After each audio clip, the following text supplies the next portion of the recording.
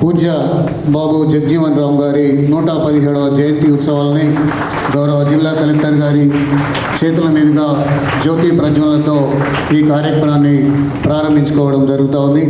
దీనిలో గౌరవ additional collectors మరియు గౌరవ అతిథులు, జిల్లా అధికారులు, వివిధ కుల సంఘాల ప్రతినిధులు కూడా పాల్గొనాల్సిందిగా కోరుతా ఉన్నాం.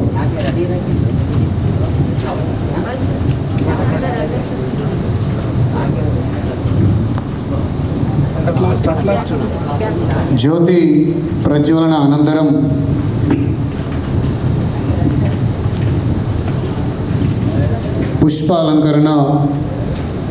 పుష్పాలంకరణతో జగ్జీవన్ రావు గారి చిత్రపటానికి నివాళులు, అందులో మనందరం పాల్గొనడం ఒక మహద్భాగ్యంగా భావిస్తూ ముందుగా ఈ 117వ జయంతి జగ్జీవన్ రావు గారి జయంతి ఉత్సవాల సందర్భంగా గౌరవనీయులు శ్రీ వినోద్ కుమార్ అడిషనల్ ఎస్పీ గారిని వారి యొక్క కార్యక్రమాన్ని ఉద్దేశించి వివిధ కుల సంఘాల ప్రజాప్రతినిధులకు గౌరవ కలెక్టర్ గారి మేడం ఆదేశాల మేరకు అసలు ఏమి లెక్క కాదు అని నా ఉద్దేశం. సో అంత వివక్షతకు గురి అయినా కూడా వారు సాధించారంటే వారి జీవిత చరిత్ర మనకి ఒక ఆదర్శం అని భావించి ప్రతిరోజు వాళ్ళని గుర్తు చేసుకొని ఎన్ని ఇబ్బందులు ఉన్నా, ఎన్ని కష్టం ఉన్నా ముందుకే నడవాలి, సాధించాలి, మన ఏదైతే ఉందో సాధించాలి. రిజర్వేషన్ పాలసీస్ ఏవైతే వచ్చాయి తప్పనిసరిగా 100% మనం యూటిలైజ్ చేసుకోవాలి. అది కష్టపడితేనే వస్తుంది. ప్రతి ఒక్కరికి రిజర్వేషన్ వర్తింపు అవుతుంది.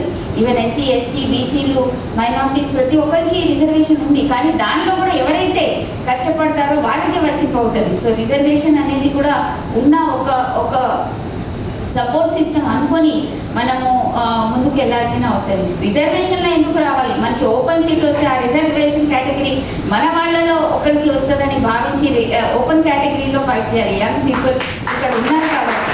సో అలా మనం ఇంకా కూడా ఎక్కువ సీట్లు సంపాదించి మంచి పొజిషన్స్కి ఎదిగే అవకాశాలు ఉంటాయి. ఒకళ్ళు కూడా మన ఫ్యామిలీ నుంచి ఒకళ్ళు మంచి పొజిషన్లో ఉంటే మన మొత్తం ఫ్యామిలీ మెంబర్స్, ఒక ఖాందాన్, ఒక మొత్తం కుటుంబమే ఒక మంచి హోదాకి వచ్చే అవకాశాలు ఉంటాయి. కాబట్టి తప్పనిసరిగా ఆ రకంగా పోరాడాల్సిన అవసరం ఉంది, కష్టపడాల్సిన అవసరం ఉంది. వాళ్ళ జీవితం అంత సాఫీగా ఏం సాగలేదు, అది కూడా గుర్తుపెట్టుకోవాలి. సో అంత ఈజీగా మాకు రిజర్వేషన్ ఉంది కదా మనం సాధిస్తామని కాదు. ఆ రిజర్వేషన్లో కూడా పోరాడి మనం ఫైట్ చేసి కష్టపడి చదివి ముందుకు రావాల్సిందిగా కోరుతున్నాం. అదేవిధంగా ఏవైతే మంచి మన జిల్లా అధికారులు కూడా ఉన్నారు, ఏవైతే ఈ డిప్రెస్డ్ ఉంటాయో ఇండివిజువల్స్ ఉంటారో వాళ్ళని గుర్తించాలి. దానిలో కూడా నేను చెప్పినట్టు కొంతమందికి ఓకే రెండోసారి హెల్ప్ చేయడానికి అవకాశం ఉంటుంది. కానీ కొంతమందిని అక్కడ కొంచెం మన జాగ్రత్తగా ఆర్తి చూసుకొని మనం ఎవరైతే నిజమైన అర్హులు ఉన్నారో వాళ్ళని గుర్తించి మనం ఇవ్వాల్సిన చాలా స్కీమ్స్ వస్తాయి. కానీ దానిలో కూడా మనం ఏ విధంగా న్యాయం చేయొచ్చు, అదే అన్నారు న్యాయం, సామాజిక న్యాయం.